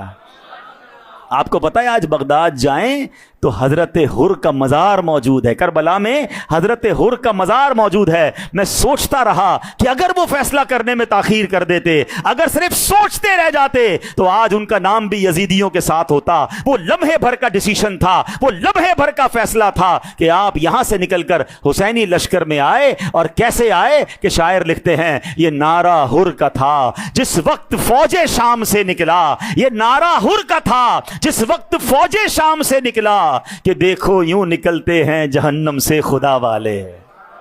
نکل گئے نا، فیصلہ کر لیا، اور آج قیامت تک ان کے بازار پر رحمتیں نازل ہو رہی ہیں، لوگ انہیں سلام عرض کر رہے ہیں۔ But what is the message for all of us? بڑا کمال کا واقعہ ہے اگر اس کو ایک اور نظر سے دیکھا جائے۔ جتنے بھائی یہاں بیٹھے ہیں نا مجھ سمیت، اور جتنے مجھے لائیو سن رہے ہیں یا بعد میں سنیں گے، ہم سب کبھی نہ کبھی زندگی کے کسی موقع پر ایک تذبذب میں آتے ہیں، یار یہ غلطی ہو رہی ہے، نہیں ہونی چاہیے، یہ گناہ چھوڑنا ہے، یہ خطا چھوڑنی ہے، یہ برا کام چھوڑنا ہے۔ کچھ لوگ ہمت کرتے ہیں چھوڑ کر توبہ کر لیتے ہیں، اور کچھ وہ ہوتے ہیں جو سوچتے ہی رہ جاتے ہیں۔ اب میں نے اور آپ نے فیصلہ کرنا ہے کہ یزیدی طریقے پر جینا ہے یا توبہ کر کے حسینی طریقے پر آنا ہے۔ جو نماز نہیں پڑھ رہے، خدا کے واسطے فیصلہ کر لو، ورنہ اچانک موت آنی۔ اب تو سوشل میڈیا پر ویڈیوز آنے لگ گئی نا، پہلے چونکہ سی سی ٹی وی کیمرے نہیں ہوتے تھے، ہمیں پتہ نہیں چلتا تھا، ہمیں لگتا تھا کوئی بیٹھا مر گیا بھائی۔ آپ تو پتہ چل رہا ہے کہ پڑھاتے پڑھاتے گر کے بندہ مر رہا ہے۔ جناب کرکٹ کھیلتے کھیلتے جان جا رہی ہے۔ اب آپ 40 ایئرز 30 ایئرز کی واقعات خود دیکھ رہے ہوں گے، سوشل میڈیا پہ وائرل ہیں ویڈیوز۔ کل مجھے میسج آیا، کل جمعہ تھا نا، برمنگم کے فیضان مدینہ میں دعوت اسلامی کے مرکز میں مجھے مرکز سے میسج آیا کہ ایک بھائی تھے، ایک دن پہلے یو کے پہنچے تھے، اور نماز جمعہ پڑھنے مسجد میں آئے، اور جمعہ کی نماز کے دوران ہی یا نماز کے فوراً بعد مسجد میں ہی ان کا انتقال ہو گیا۔ خیر اچھا انتقال ہوا، اگر نماز پڑھتے ہوئے ہوا یا جناب مسجد میں ہوا، مرنا تو سب نے 40 ایئرز کی ایج تھی۔ اب مجھے بتاؤ یہ کیا عمر ہے؟ اس وقت 40 سال سے بہت زیادہ عمر کے لوگ بیٹھے ہیں۔ شاید وہ کرکٹ کھیلنے والے بھائی کی جو ویڈیو ہے وہ شاید 20-25 سال کے ہوں گے۔ اللہ سب کی مغفرت فرمائے، جو مسلمان ہیں ہماری دعائیں ان کے ساتھ ہیں۔ مگر یہ ساری باتیں مجھے اور آپ کو کیا بتا رہی ہیں کہ جگہ جی لگانے کی دنیا نہیں ہے، یہ عبرت کی جا ہے، تماشا نہیں ہے۔ کل مجھے یو کے سے ایک بڑا عجیب میسج آیا کہ ایک فٹ بالر ہے، غیر مسلم ہے، مگر ہمارے پرابلم یہی تو ہے ہمارا کہ ہمارے نوجوانوں کے آج کل جو آئیڈل بنے ہوئے ہیں، جو جناب ان کو فالو کرتے ہیں، وہ غیر مسلموں کو کرتے ہیں، کہتے ہیں بہت پاپولر ہے پورے یو کے میں۔ مجھے ایک مسلمان بچے کے بارے میں بتایا گیا کہ ہی از ویری اپسیٹ۔ کیوں؟ کہہ رہا اس کا جو فیورٹ فٹ بالر تھا، جو بڑا پاپولر تھا، 28-29 سال کی اس کی عمر تھی، اور یو کے میں روڈ ایکسیڈنٹ ہوا، وہ اور اس کا بھائی دونوں آگ لگی اور گاڑی میں ہی مر گئے۔ وہ کہتا ہے اتنی جلدی لائف چلی جاتی ہے۔ تو خیر میں نے تو یہی پیغام دیا کہ یہی تو موت ہے، اسی سے سیکھو اور توبہ کر لو۔ تو کاش اب میں اور آپ بھی یہ سمجھ لیں کہ اگر سوچتے ہی رہ گئے نا کہ حرام چھوڑ دوں گا، شراب چھوڑ دوں گا، بدکاری چھوڑ دوں گا، بے حیائی کا کام چھوڑ دوں گا، چھوڑوں کہ نہیں چھوڑوں؟ نہیں یار، اس میں پیسہ بہت ہے، اس میں شہرت بہت ہے، کچھ حرام کمانے والے ہوتے ہیں، کچھ جناب حرام طریقے سے روزی کمانے والے ہوتے ہیں، کہتے یار اس میں پیسہ بہت ہے، چھوڑ دوں گا تو پھر پیسے کم ہو جائیں گے۔ اسی سوچ میں چھوڑوں نہ چھوڑوں، اور اسی دوران اگر موت آ گئی نا تو پھر وہ گناہ ہوگا، آپ کے اعمال ہوں گے اور آپ کی قبر ہوگی۔ حضرت حر کے اس فیصلے کو یاد رکھو، امیجن کرو کتنی دیر میں فیصلہ کیا انہوں نے، with in seconds, with in minutes جہنم سے نکلے اور جنت میں پہنچ گئے۔ اللہ مجھے اور آپ کو آج کی رات یہ فیصلہ نصیب فرما دے۔ اللہ کرے ڈیسیشن لے لیں، بس خدا کے واسطے لے لو ڈیسیشن، آ جاؤ حسینی طریقے پر، آ جاؤ حسینی انداز پر زندگی گزارنے کے لیے، اور وہ انداز سبحان اللہ، وہ نیکیوں والا انداز۔ اور میں آپ کو یقین سے کہتا ہوں جو حقیقی حسینی ہوتا ہے نا، وہ دنیا میں بھی خوش رہے گا اور آخرت میں بھی خوش رہے گا۔ یہ سوچنا چھوڑ دو کہ میں اگر حسینی طریقے پر آ گیا تو زندگی کے مزے ختم ہو جائیں گے، پیسے ختم ہو جائیں گے، کاروبار ڈاؤن ہو جائے گا۔ یہ پاسبل ہی نہیں ہے کہ حسین رضی اللہ تعالیٰ کو جو نانا جان ہے نا، ہاں اللہ نے ان کو کیا بنایا ہے؟ اللہ نے انہیں تقسیم کرنے والا بنایا۔ رب ہے معطی، یہ ہیں قاسم، رزق اس کا ہے کھلاتے یہ ہیں۔ تو نبی پاک کے طریقے پر عمل کرنے والا بھوکا کیسے مر سکتا ہے؟ وہ پریشان کیسے ہو سکتا ہے؟ بس فرق یہ ہے کہ ہم فیصلہ نہیں کر پا رہے۔ تو اللہ کرے کہ آج بڑی رات ہے، مبارک رات ہے، بس ڈیسیشن لے لیں کہ ہم نے گناہوں والی زندگی کو چھوڑنا ہے, یزیدی طریقے کو چھوڑنا ہے اور حسینی طریقے پر آ جانا ہے انشاءاللہ. نیت کریں اور انشاءاللہ پھر کیا ہوگا. کیا خوبصورت اشعار لکھے امیر اہل سنت نے. میری جھولی میں نہ کیوں ہو دو جہاں کی نعمتیں, میں ہوں منگتا میں گدا اصحاب و اہل بیت کا, ہاں میں ہوں منگتا میں گدا اصحاب و اہل. کیوں ہو مایوس اے فقیروں, آؤ آ کر لوٹ لو, ہے خزانہ بٹ رہا اصحاب و اہل بیت کا, ہاں ہے خزانہ وہ اہل بیت کا. تو بہرحال باتیں تو بہت ساری ہیں, کاش اس کربلا کے واقعے سے ہم سبق لینے والے بنے. اب 2-3 اور میسج لے جائیے. امام حسین نے یہ آج کی رات, یہ جو میں واقعہ بیان کر رہا ہوں اسپیشلی ایگزیکٹلی یہ آج کی رات ہی پیش آیا تھا. ہاں شب عاشور تھی, 9 اور 10 محرم کی درمیانی رات تھی. امام حسین اپنے بھائی جان سے کہتے ہیں, حضرت عباس علمبردار سے, کہ بھائی جان کسی طرح یہ جو جنگ جو ہے اس کو ایک دن پوسٹپون کیا جا سکتا ہے, ایک دن ڈیلے ہو سکتی ہے. ہائے ہائے, فار واٹ ریزن؟ گھر والوں سے کوئی رات گزارنی تھی, ان کے ساتھ کوئی وصیتیں کرنی تھی, کوئی فیملی کو ٹائم دینا تھا. نہیں, امام حسین فرماتے ہیں تاکہ آج رات ہم اللہ پاک کی عبادت کر سکیں, ایک رات اور عبادت کے لیے مل جائے. خود فرماتے ہیں کہ اللہ پاک خوب جانتا ہے کہ مجھے نماز پڑھنا, قرآن کریم کی تلاوت کرنا, کثرت سے دعائیں مانگنا اور کثرت سے استغفار کرنا بڑا پسند ہے. پسندیدہ عبادتیں امام حسین کی ہیں. ہم بھی امام حسین سے محبت کرتے ہیں, مگر ہم کیا کرتے ہیں, کھچڑا بناتے ہیں, نیاز بناتے ہیں, پروگرام میں شرکت کر لیتے ہیں, بس ہم سمجھتے کام ہو گیا, محرم از کمپلیٹڈ. دیکھو نا امام حسین کا انداز کیا ہے, ان کو دعاؤں سے پیار, انہیں نمازوں سے پیار, انہیں عبادت سے پیار, تلاوت سے پیار. کہتے ہیں ایک رات اور چاہیے, ساری زندگی تو عبادت میں گزاری بھائی, ایک رات اور کیوں چاہیے. تو اس سے پتہ چلتا ہے کہ پیار کتنا ہے, عبادت کا شوق کتنا ہے. اب اسی رات حسینی خیموں میں کیا ہوتا رہا, تلاوت ہوتی رہی, نمازیں ہوتی رہیں, دعائیں ہوتی رہیں. اور یزیدی خیموں میں کیا ہوتا رہا, ناچ گانے تھے. ہاں ادھر شرابیں تھیں, ادھر بے حیائی تھی. اب میں ایک سوال کرنا چاہتا ہوں, پلیز چیک یور سیلف, ہماری راتیں حسینی طریقے پر گزرتی ہیں یا یزیدی طریقے پر گزرتی ہیں؟ میں اگر خدا نہ خواستہ کسی کو کہوں نا آپ یزیدی طریقے پر, لڑنے کے لیے آ جائے, کیسی بات کر رہے ہیں بھائی, میں کہاں سے یزیدی طریقے پر ہو گیا. میں تو آپ کو طریقہ بتا رہا ہوں, خود چیک کر لیں کہ میری رات نماز میں ہے, تلاوت میں ہے, دعا میں ہے, یا میری رات معاذ اللہ فلموں ڈراموں میں, گانوں باجوں میں, یا گندی بری محفلوں میں ہے. یہی تو یزیدی طریقہ ہے. تو اپنے آپ کو نکالیں نا یزیدی طریقے سے. اگر امام حسین کے ساتھ حشر اپنا کرنا چاہتے ہیں, امام حسین کی یزید سے پرابلم کیا تھا ان کو؟ یزید کا کردار ٹھیک نہیں تھا, وہ فاسق تھا, وہ فاجر تھا, وہ بے حیا تھا, وہ حرام کو حلال کرنا چاہتا تھا, وہ اسلامی اقدار کو ختم کرنا چاہتا تھا. اس لیے امام حسین اس کے سامنے کھڑے ہو گئے. اس کا مطلب کیا ہوا, میرے امام بد کردار سے ناراض رہتے ہیں. میرا اور آپ کا کردار ٹھیک ہے؟ اگر کردار ٹھیک نہیں ہے تو کیا امام حسین قیامت کے دن اپنے نانا جان سے شفاعت کروائیں گے؟ یہ غور کرنا ہے نا. میں ایسے کردار والا بن جاؤں کہ جب قیامت کا دن ہو تو امام حسین کہیں کہ نانا جان یہ میرا سچا غلام آ رہا ہے, ہاں یہ مجھ سے سچی محبت کرنے والا آ رہا ہے. تو اس کو آج سیکھ کے جانا ہے.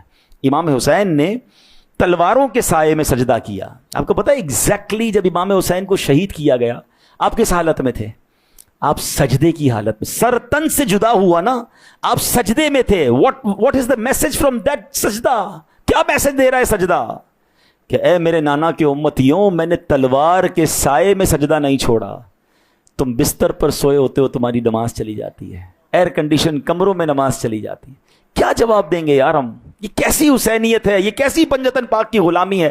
کچھ تو محرم میں اپنے آپ کو تبدیل کر لینا کہ یار اب کچھ بھی ہو جائے, اگر میں واقعی حسینی ہوں تو اب اینی کاسٹ میری کوئی بھی نماز قضا نہیں ہوگی انشاءاللہ. پھر کیا ہوا؟ سر تن سے جدا ہو گیا. اب اس سر کو نیزے پہ اٹھایا گیا. ہیں اللہ اکبر, کیسا زیادتی, کتنا ظلم ہے. مگر کرامت دیکھو امام حسین کی. راوی لکھتے ہیں آپ کے اس سر انور سے تلاوت قرآن کی آواز آ رہی تھی. امیر اہل سنت شعر لکھتے ہیں نا، عبادت ہو تو ایسی ہو، تلاوت ہو تو ایسی ہو، عبادت ہو تو ایسی ہو، تلاوت ہو تو ایسی ہو، سرے شبیر تو نیزے پہ بھی قرآن سناتا ہے۔ یعنی آپ نیزے پر قرآن پڑھیں۔ اور بدقسمت میں جملہ جو کہنے جا رہا ہوں مزہ بھی نہیں آ رہا کہنے میں، کہ میجورٹی ہماری وہ ہے جن کو پراپر قرآن پڑھنا ہی نہیں آتا۔ پڑھنا تو اور دور کی بات ہے کہ کتنا پڑھتے ہیں، یہ الگ پرابلم ہے۔ میجورٹی وہ ہے جس کو پراپر تلفظ کے ساتھ قرآن ہی پڑھنا نہیں آتا۔ کہتے میں پنجتن کا غلام ہوں۔ اپنے آپ سے خود سوال کریں یار، try to change yourself. روز قرآن پڑھنا ہے، قرآن پراپر سیکھنا ہے۔ اب آپ کہیں یار کیسے سیکھوں؟ بھائی دعوت اسلامی ہے نا، کتنا آسان کر دیا آپ کے لیے۔ مسجدوں میں بالغان مدرسے بنا دیے، بچوں کے لیے مدرسے الگ بنا دیے، آن لائن آپ کے لیے مدرسے بنائے۔ اپنی مرضی کے ٹائم کے مطابق آپ 1 to 1 قاری صاحب سے قرآن اپنا پراپر سیکھ لیں، تلفظ ٹھیک کریں اور تلاوت کریں روز، اور اس کی برکتیں لوٹیں۔ یہ میسج ہے کربلا کا۔ اور اب آخری بات پر بیان کو کنکلوڈ کرنے سے پہلے جو بڑا ریلیونٹ کوسچن ہے، اور یہ بار بار ذہنوں میں آتا ہے کہ یہ کیسے ہو سکتا ہے کہ کوئی کلمہ پڑھنے والا، کوئی لا الہ الا اللہ محمد الرسول اللہ کہنے والا اسی نبی کے نواسے کو شہید کر دے، اور اس کے سامنے یہ حدیثیں بار بار پیش کی جائیں کہ جس کا کلمہ پڑھتے میں ان کا نواسا ہوں، انہوں نے کاندھے پر بٹھایا مجھے، انہوں نے جنتی نوجوانوں کا سردار کہا مجھے، یہ بھی کہا میں حسین سے ہوں، حسین مجھ سے ہیں۔ یعنی کمال دیکھیں، ایسا نہیں تھا کہ کسی نے ان کو یاد نہیں دلایا، خود امام حسین نے یاد دلایا، at the time of 10th of Muharram بھی یاد دلایا، مگر یہ کیوں نہیں روکے؟ دس از دا بگ کوسچن، اور اسی کو تلاش کرنا ہے۔ ٹھیک ہے، اب وہ پرابلم کیا تھا، اب آپ کو سمجھنا ہوگا، اور یہ ہم سب کو سمجھنا ہوگا۔ یہ ایک ایسا ایشو ہے جس کو نہیں سمجھو گے تو کوئی بڑا خطرناک جرم ہم سے بھی ہو سکتا ہے۔ آپ کہیں گے مولانا صاحب کیسی عجیب بات کر رہے ہو، یزیدیوں نے تو ایسے کام کیا کوئی جانور بھی نہیں کر سکتا، ہم کیسے کر سکتے ہیں؟ اچھا جناب، میں کچھ اگزامپل دیتا ہوں۔ کیا آپ ہر تھوڑے دنوں بعد کوئی خبر نہیں پڑھتے؟ 5 سال کے بچے کے ساتھ غلط کام، 3 سال کی بچی کے ساتھ کوئی معاملہ ہے، دوست نے دوست کو آگ لگا کے جلا دیا۔ ہمارے کراچی کا ہی واقعہ ہے نا، تھوڑے دنوں پہلے کتنا مشہور ہوا تھا۔ ہر تھوڑے دنوں بعد، تھوڑا عرصہ پہلے آیا واقعہ کہ ایک عجیب آدمی تھا، 100 بچوں کو تیزاب کے کنٹینر میں ڈالتا رہا، اور اس کے بعد جا کے گرفتار ہوا، پتہ چلا بچے غائب ہو رہے تھے، کہاں گئے؟ وہ 100 بچوں کو اس نے قتل کیا تھا۔ آپ اب جب بھی یہ واقعہ آپ سنتے ہیں نا، پتہ ہے آپ کیا کہتے ہیں؟ یا یہ نفسیاتی ہوگا، یہ پاگل ہوگا، یہ کوئی انسان نہیں کر سکتا، یہ کوئی جانور کر سکتا ہے۔ یہ ہماری سوسائٹی کے لوگ ہیں۔ یہاں تک پہنچتے کیسے، یہ سننا ہے، یہ سیکھو آج، اور ہم یا ہماری اولاد وہاں تک نہ پہنچے اس کو روکنا ہے۔ ٹھیک ہے نا، یہ بہت ضروری ہے سمجھنا۔ اب میں آپ کو اس کو حدیث کے ذریعے سمجھاؤں گا نا، پھر آپ کو بات سمجھ آ جائے گی۔ سرکار دو عالم علیہ الصلوۃ والسلام کی 2 حدیثیں، ایک حدیث کا خلاصہ ہے کہ دنیا کی محبت، اور دنیا کی اور مال کی محبت کسی انسان کے ایمان کو اس سے زیادہ نقصان پہنچاتی ہے جتنا بکریوں کے ریوڑ میں کسی بھیڑیے کو چھوڑ دیا جائے۔ بھیڑیا جب بھوکا ہو نا اور بکریوں کے ریوڑ میں چھوڑے، کیا حال کرے گا؟ چیڑ پھاڑ کر دے گا نا بکریوں کا۔ فرمایا ایمان کی حالت ایسے برباد ہوتی ہے جب دنیا کی محبت، مال کی محبت دل پر جکڑ لیتی ہے۔ ایک اور حدیث پاک میرے آقا فرماتے ہیں صلی اللہ تعالی علیہ وسلم، جس کا مضمون ہے کہ بندہ جب ایک گناہ کرتا ہے نا، اس کے دل پر ایک بلیک ڈاٹ، ایک سیاہ نقطہ لگ جاتا ہے، دوسرا کرتا ہے دوسرا نقطہ لگ جاتا ہے، تیسرا کرتا ہے تیسرا، کنٹینیو کرتا رہتا ہے، دل سیاہ ہو جاتا ہے، ہارٹ بیکم بلیک۔ فرمایا اب اس بندے پر ہدایت کی کوئی بات ہی اثر نہیں کرتی ہے۔ آپ نے دیکھے ہوں گے لوگ، میں نے بھی دیکھے ہیں، دین کی بات کرو برا مانتے ہیں، یار کیا ہر وقت اللہ اللہ کرتے رہتے ہو، کیا مسجد کی بات کرتے ہو، ہمیں نہیں سمجھ آتی تمہاری باتیں۔ سمجھ لگ جاتا ہے یار یہ دین سے کتنا بیزار ہو گیا، حالانکہ کلمہ پڑھنے والا ہے۔ یہ لیول ہے، یاد رکھیے گا، گناہ وہ خطرناک عادت ہے کہ اگر کنٹینیو رہے تو دل سیاہ ہوتا ہے، جب دل سیاہ ہوتا ہے تو وہ شیطان کی مٹھی میں آ جاتا ہے۔ اب شیطان وہ کام کرواتا ہے جس کا آپ تصور بھی نہیں کر سکتے۔ یزیدیوں کا یہی پرابلم تھا، کلمہ پڑھتے تھے. ارے میں تو کیا کیا کہوں, کہتے ہوئے بھی زبان نہیں اٹھ رہی. کئی تو ان میں وہ تھے جو صحابہ کی اولاد میں سے تھے, مگر یہ کیسے بدل گئے. ڈرنا ہے مجھے اور آپ کو کہ ان کو کیا دیا گیا تھا. ان کو کہا تھا تمہیں مال دیں گے, تمہیں اقتدار دیں گے, تمہیں حکومت دیں گے, تمہیں اتنا کچھ دیں گے. ایک طرف جب لالچ تھی تو پھر نہ امام حسین نظر آئے, نہ علی اکبر نظر آئے, نہ علی اصغر نظر آئے, نہ 17 دن کا وہ دولہا نظر آیا جو اپنی ماں کے کہنے پر امام حسین کے قدموں پر قربان ہونے آ گیا. سب کو شہید کر دیا, سب پر تیر برسائے. اور یہی آج کے دور میں بھی ہم واقعات سنتے ہیں کہ بیٹے نے ماں کو قتل کر دیا. نہیں سنا آپ نے؟ کیسے ہو جاتا ہے؟ ہو جائے گا جب دین سے اتنی دوری ہوگی, جب گناہوں میں اتنی انوالومنٹ ہوگی, جب روز شراب ہوگی, جب روز بے حیائی ہوگی, جب روز بدکاری ہوگی, جب روز اللہ کو نافرمانی والے کام ہوں گے, جب مسجد میں آنا ہی نہیں ہوگا, جب اللہ کی رحمت کی طرف رجوع ہی نہیں ہوگا. ایک وقت آئے گا کہ اب وہ بندہ ہوگا اور شیطان ہوگا. یہ کیوں نہیں سمجھ رہے ہم لوگ؟ اچھا, ہم میں کچھ لوگ ہیں جو نیک نمازی ہیں, لیکن سیٹسفائی پھر بھی نہیں ہونا ہے. میں قرآن کا واقعہ سناتا ہوں آپ کو. ابھی بھی اگر بات آپ کو سمجھ نہیں آئی نا کہ اتنا بڑا پلٹا کیسے کھا سکتا ہے, قرآن پڑھے نا تو پھر سمجھ آئے. بلم بن باورا, قرآن میں یہ واقعہ موجود ہے. یہ پتہ ہے کون شخص تھا, کتنا بڑا عبادت گزار اور نیک کتنا. فرمایا یہ زمین پر بیٹھ کر لوح محفوظ دیکھ لیتا تھا, دعا کرتا تھا, ہر دعا قبول, مستجاب الدعوات تھا. کمال شخصیت اس زمانے کی. لالچ کیا دی اس کو؟ پیسے لے کر گئے بنی اسرائیل کے لوگ, بڑا مال دولت, ہیرے جواہرات. کا ایک کام ہے آپ سے. کا کیا کام ہے؟ کہ حضرت موسیٰ کے خلاف دعا کروانی ہے. آپ کی ہر دعا قبول ہوتی ہے, آپ حضرت موسیٰ کے لیے بد دعا کر دیں. کہ خدا کا خوف کرو, مجھ سے اللہ کے نبی کے خلاف دعا کروا رہے ہو. نہیں نہیں ایسا نہیں ہو سکتا, جاؤ ادھر سے. شیطان چھوڑتا نہیں ہے. پیسے اور بڑھا دیے انہوں نے, مال اور بڑھا دیا, لالچ اور بڑھا دی. وہ بڑھاتے گئے, یہ منع کرتے گئے. ایک وقت آیا کہ دل میں خیال آیا, اتنا مال, اتنے پیسے, آ گیا دل شیطان کی مٹھی میں. ڈرو, نمازیں پڑھ کے سیٹسفائی نہ ہو جایا کرو. حج کر لیا, روزے رکھ لیے, داڑھی رکھ لی, امامہ پہن لیا, میری تو ڈنکے شہرت کے. اللہ سے معافی مانگتے رہیں, اللہ سے دعا کرتے رہیں, مولا ایمان سلامت رکھیو, ہم سے کوئی ایسی غلطی نہ ہو جائے کہ سب برباد ہو جائے. اور اس کا ایک ہی حل ہے کہ بندہ بس توبہ کرتا رہے اور اچھے ماحول میں رہے, بری صحبتوں سے بچے.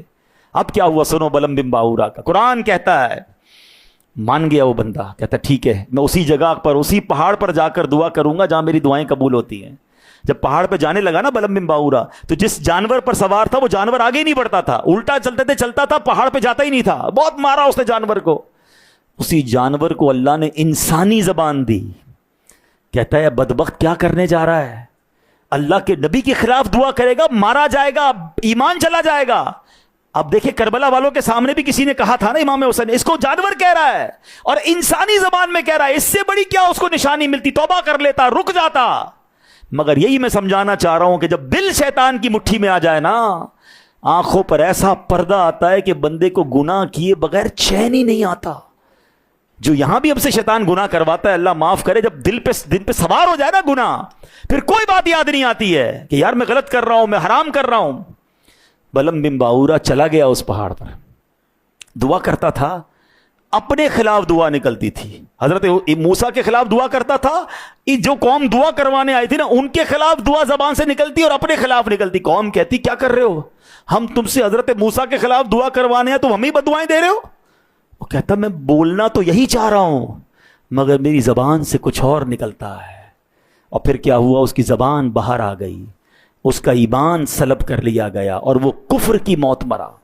علماء کہتے ہیں بلم بن باورا جہنم میں کتے کی شکل میں ڈالا جائے گا.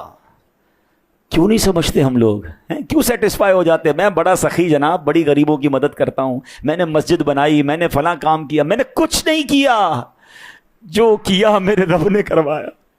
مجھ پر میرے رب کی مہربانی, تو میں نے کچھ نہیں کیا کر لی. اب اللہ سے یہ کہو کہ مولا اسے قبول بھی فرما لے, میرے ایمان کی حفاظت بھی فرما. اے اللہ ایسی امام حسین کی غلامی دے کہ بس انہی کے نقش قدم پر چلتے نیکیاں کرتے کرتے دنیا سے جاؤں, مرتے وقت ایمان سلب نہ ہو جائے.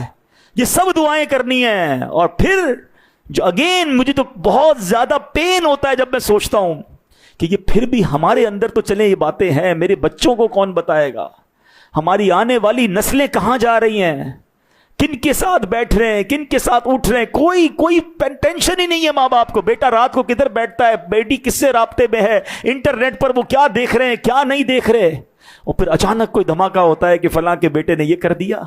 دیکھیں بد اعمالی جو ہے نا یقیناً بری ہے, مگر ایمان ہی چلا گیا تو اس سے زیادہ نقصان کیا ہوگا. اپنے بچوں کی فکر کریں, ان کی تربیت کریں, انہیں اچھے ماحول میں لائیں.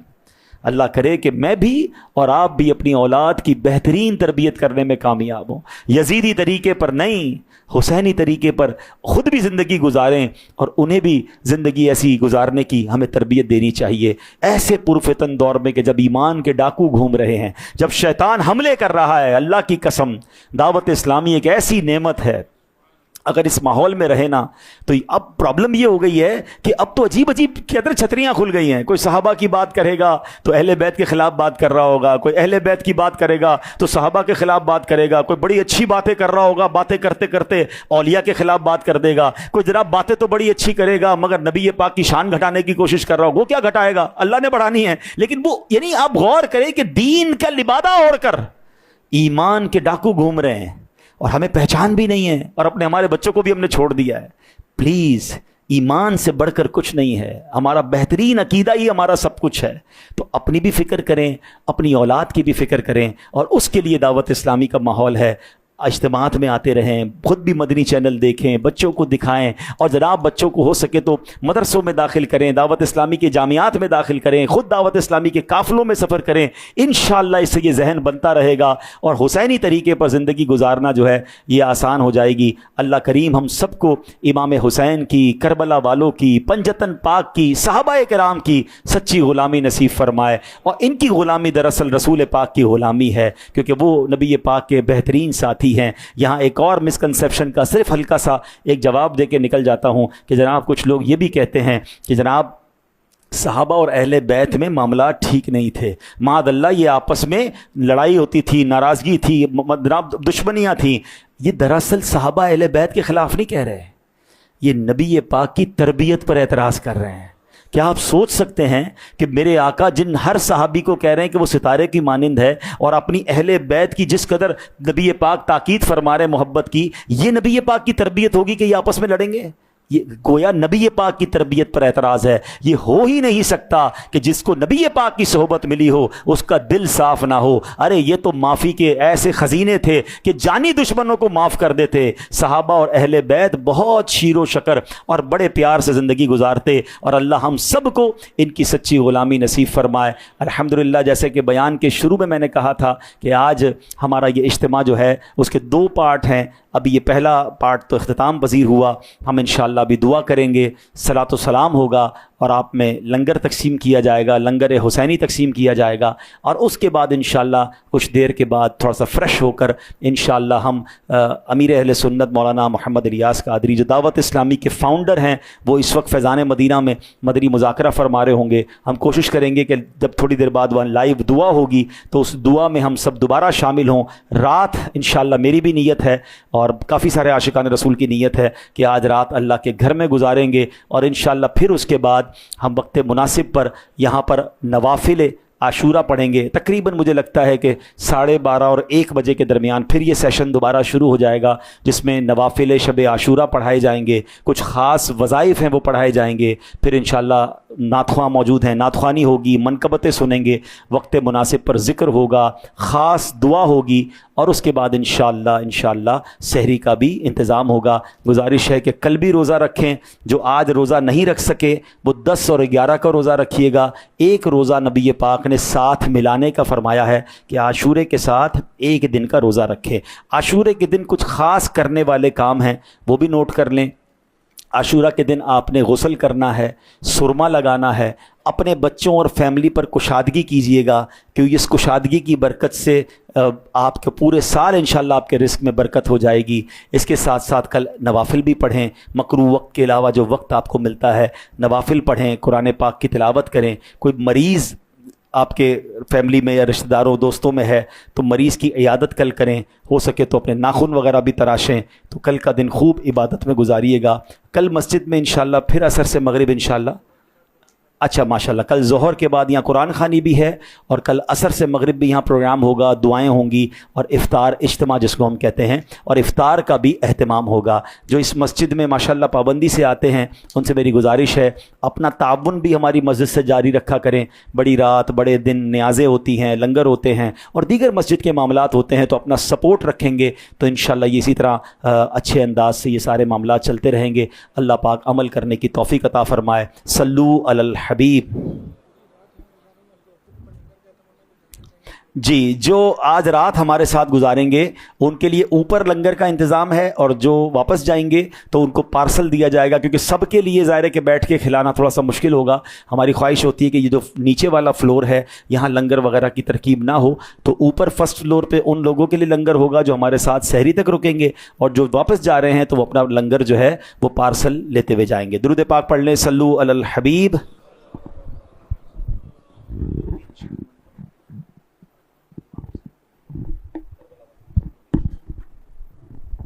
सल्लु अलल हबीब। मनकबत क्या रहे अमीर सुन्नती लिखे हुए। तकदीर से मिली है मोहब्बत हुसैन की, मोहब्बत हुसैन की, जन्नत में लेके जाएगी, जन्नत में लेके जाएगी उल्फत हुसैन की,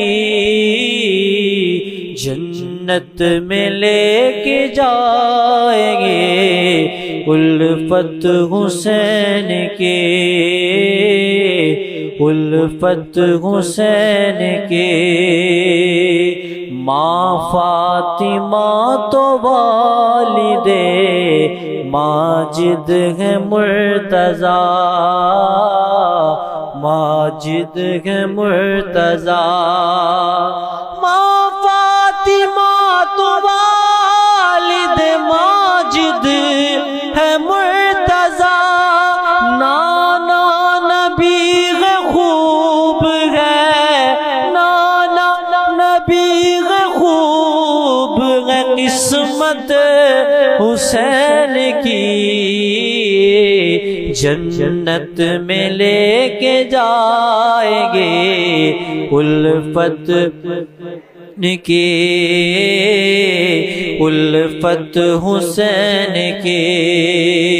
और शेर खुदा के शेर हैं, बेहद दलेर हैं, शेर खुदा के शेर है, बेहद दलेर है,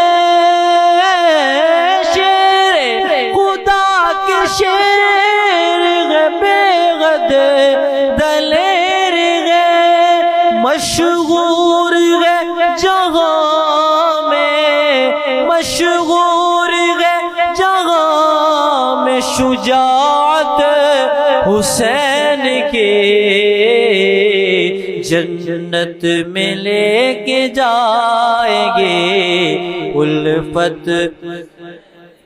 और कुंबा लुटाया जान भी अपनी निसार के, कुंबा लुटाया जान भी अपनी निसार की, बेमिसलों बेमिसाल, बेमिसलों बेमिसाल शहादत हुसैन की, जन्नत में लेके जाएंगे उल्फत। और तख्ते यजीद खाक में मिलकर फना हुआ, तख्ते यजीद खाक में मिलकर फना हुआ है, आज भी दिलों पे हुकूमत हुसैन के है, आज भी दिलों पे हुकूमत हुसैन की। अत्तार की ये आरज़ू पूरी हो या खुदा,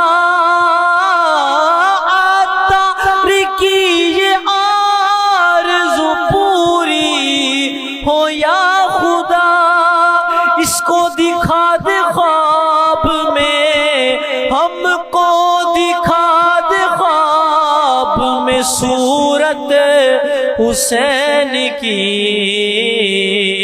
ہم کو دکھا دے خواب میں صورت حسین کی.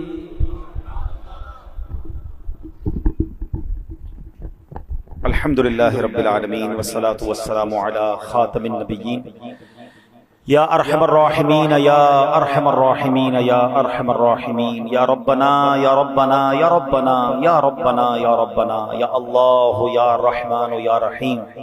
اللهم ربنا آتنا في الدنيا حسنة وفي الآخرة حسنة وقنا عذاب النار وقنا عذاب القبر وقنا عذاب الحشر وقنا حساب الميزان.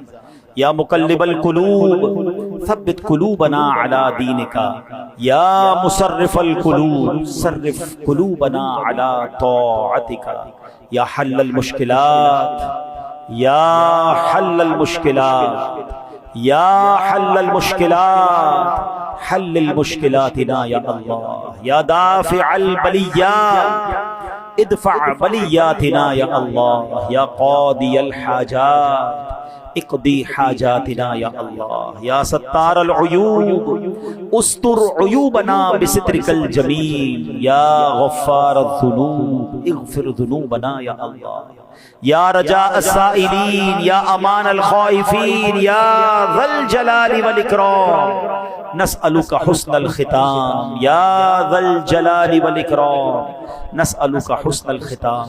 اے ڈوبتوں کو بچانے والے، اے بے کسوں کی دستگیری فرمانے والے، اے گناہگاروں کی بخشش فرمانے والے مولا، تیرے گناہگار سیاہ کار بندے ایک بار پھر ہاتھ اٹھائے سر جھکائے تیرے دربار میں حاضر ہیں.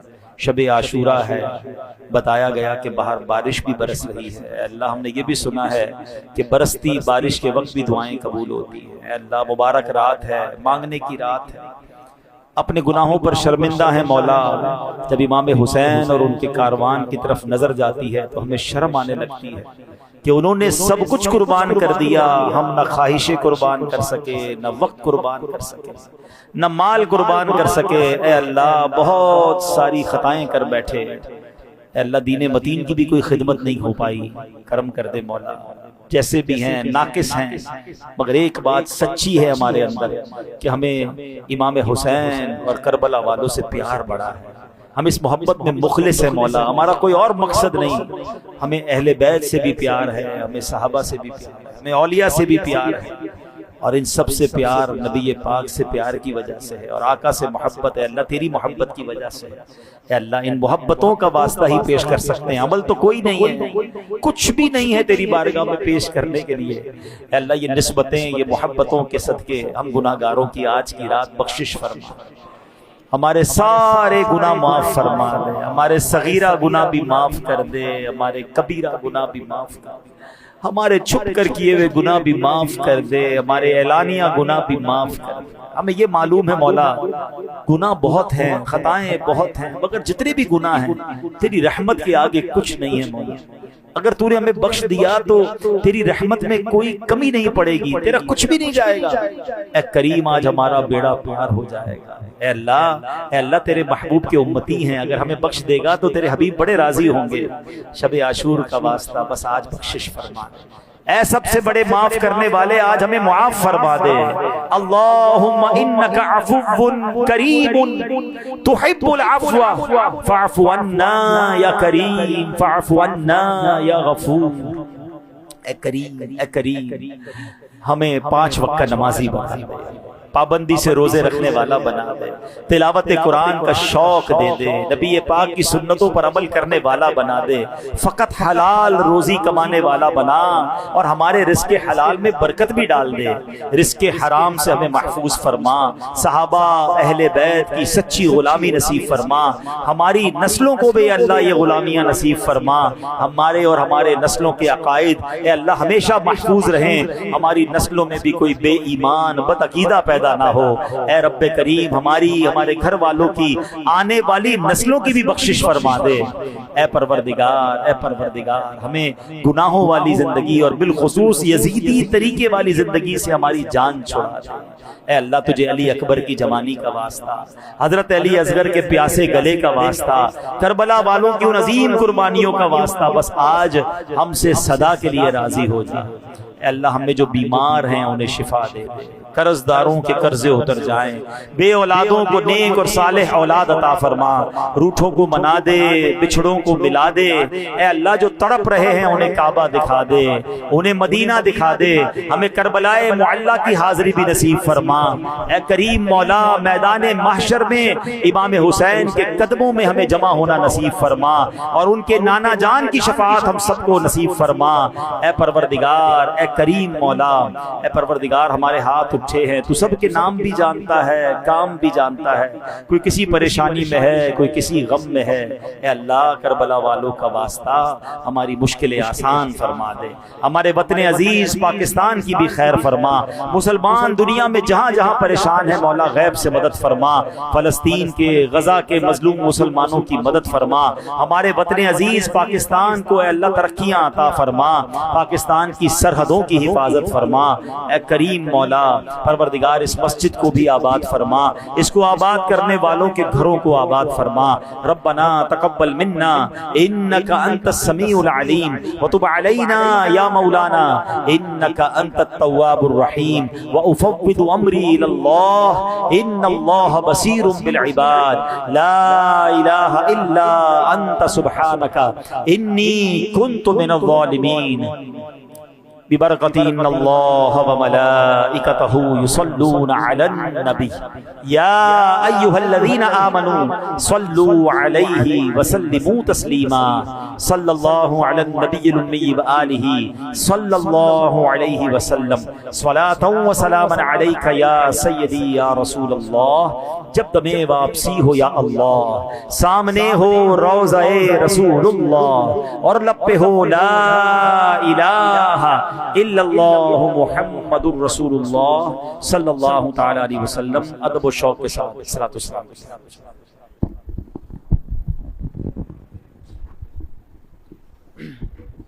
سلطان کربلا کو ہمارا سلام ہو، جانان مصطفیٰ کو ہمارا سلام، میرے حسین تمہیں سلام، میرے حسین تمہیں سلام، السلام یا حسین، السلام یا حسین، السلام یا حسین۔ جس نے حق کربلا میں ادا کر دیا، جس نے حق کربلا میں ادا کر دیا، گھر کا گھر سب سپرد خدا کر دیا، گھر کا گھر سب سپرد خدا کر دیا، کر لیا نوش جس نے شہادت کا جام، کر لیا نوش جس نے شہادت کا جام، اس حسین ابن حیدر پہ لاکھوں سلام، میرے حسین تمہیں سلام، میرے حسین تمہیں سلام، السلام یا حسین، السلام۔ جن کو دھوکے سے کوفے بلایا گیا، جن کو بیٹھے بٹھائے ستایا گیا، جن کو دھوکے سے کوفے بلایا گیا، جن کو بیٹھے بٹھائے ستایا گیا، جن کے بچوں کو پیاسا رلایا گیا، جن کی گردن پہ خنجر چلایا گیا، اس حسین ابن حیدر پہ لاکھوں سلام میرے حسین تمہیں سلام میرے حسین تمہیں سلام السلام یا حسین سلام یا حسین السلام یا کر چکا وہ حبیب اپنی حجت تمام کر چکا وہ حبیب اپنی حجت تمام لے کے اللہ اور اپنے نانا کا نام لے کے اللہ اور اپنے نانا کا نام کوفیوں کو سنایا خدا کا کلام کوفیوں کو سنایا خدا کا کلام اور فدا ہو گیا جان خیر الانام اس حسین ابن حیدر پہ لاکھوں سلام میرے حسین تمہیں سلام میرے حسین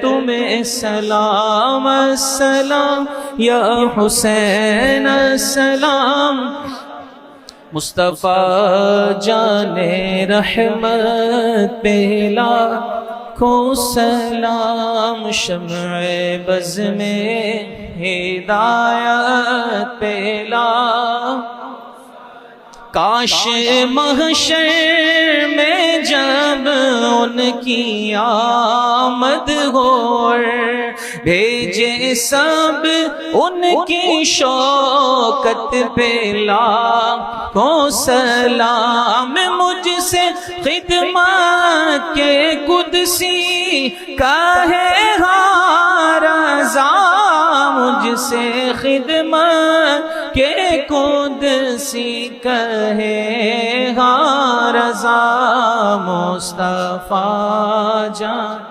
رحمت پہ لاکھوں سلام شمع بز میں ہدایت